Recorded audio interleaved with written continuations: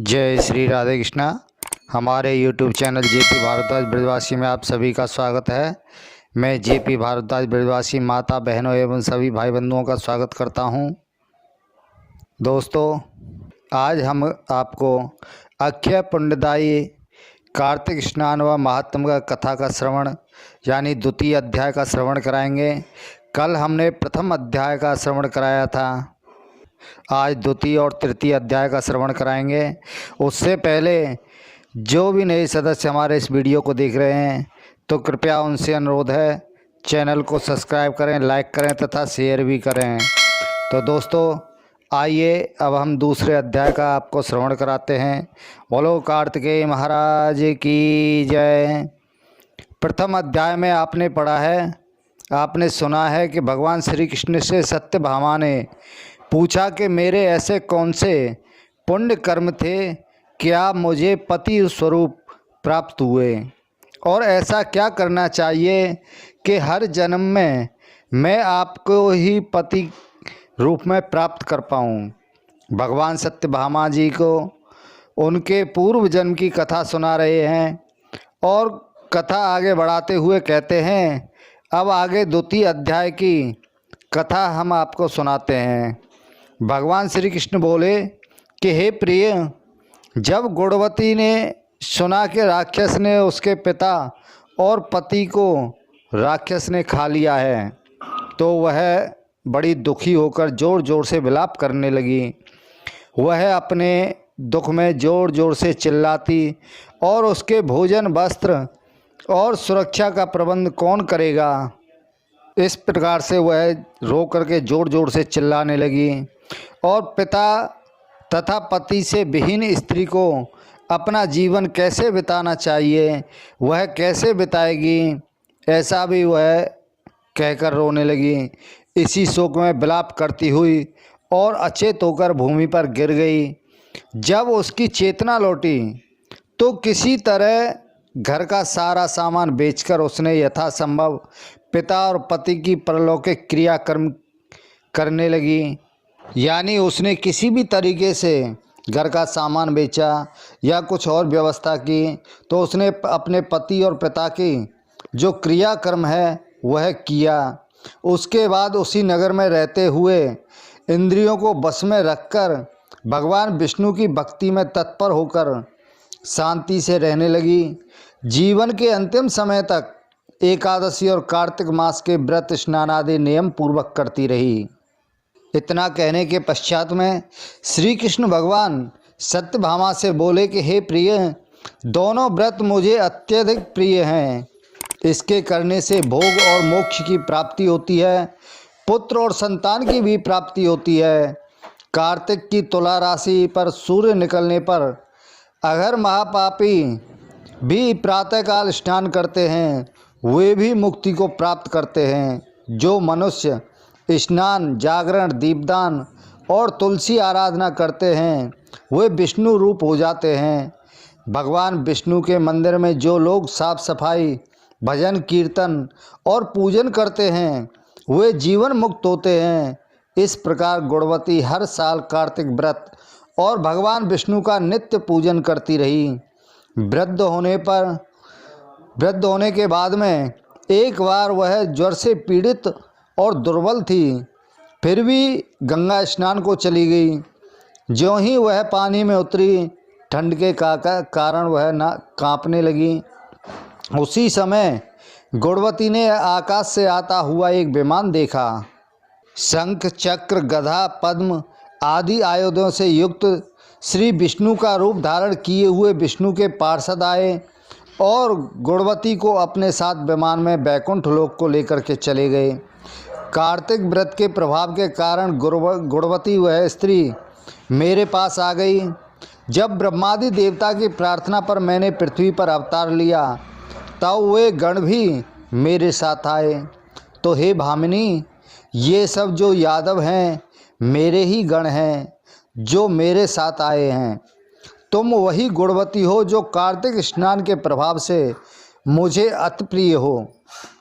तुम्हारे पिता देव शर्मा इस जन्म में तुम्हारे पिता सत्राजित हुए और तुम्हारे पति चंद्र शर्मा इस जन्म में अक्रूर जी बने।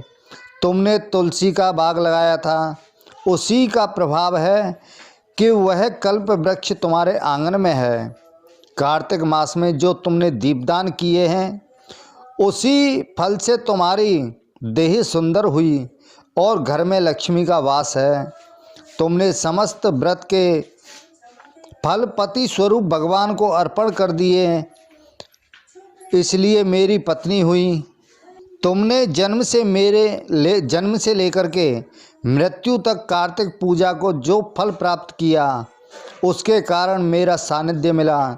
इस व्रत को धारण करने वाले मुझे तुम्हारे जितने ही प्रिय हो जाते हैं। सत्यभामा पूर्व जन्म की कथा सुनकर के बड़ी प्रसन्न हुई। तो इसके साथ ही द्वितीय अध्याय संपूर्ण। बोलो कार्तिकेय भगवान की जय। अब हम आपको तृतीय अध्याय का कथा का श्रवण कराते हैं, जो श्री विष्णु को कार्तिक मास क्यों सर्वाधिक प्रिय है। कार्तिक महात्म तृतीय अध्याय। तब सत्यभामा बोली कि हे भगवान, आप काल स्वरूप हैं, काल के संपूर्ण भाग समान हैं, तो फिर हे देव, कार्तिक मास ही क्यों श्रेष्ठ है।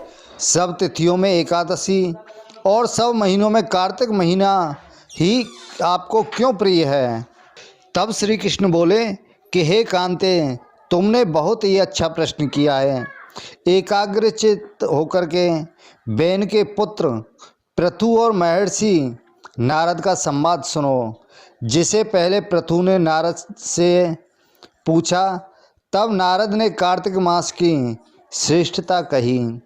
नारद जी बोले, पहले सागर का पुत्र शंख नामक राक्षस त्रिलोकी को मथने में समर्थ हुआ। उसने संपूर्ण देवताओं को जीत लिया तथा स्वर्ग से निकाल दिया।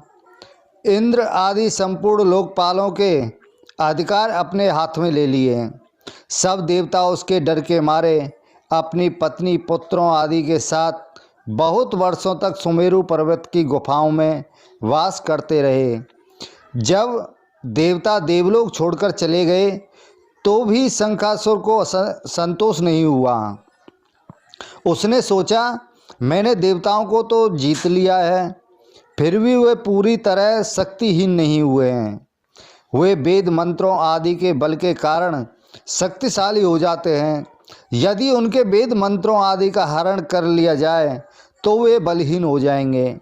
ऐसा विचार कर वह असुर भगवान विष्णु को नींद में ग्रस्त देखकर स्वयं ब्रह्मा जी के लोक को पहुंचा और वहां से वेदों का हरण करने का प्रयास करने लगा।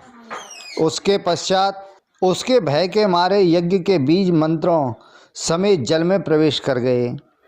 तब तो शंखासुर भी उन्हें खोजता हुआ समुद्र के अंदर प्रविष्ट हुआ, परंतु वे वेद एक स्थान पर कहीं प्राप्त न हुए। पीछे से ब्रह्मा जी सब देवताओं को संग में लेकर के विष्णु जी की शरण में बैकुंठ लोक को पहुंच गए। श्री विष्णु को निद्रा से जगाने के लिए सभी देवतागण भजन कीर्तन करने लगे, गंध और धूप करने लगे और रक्षा की प्रार्थना करने लगे कि त्राहिमाम त्राहिमाम त्राहिमाम।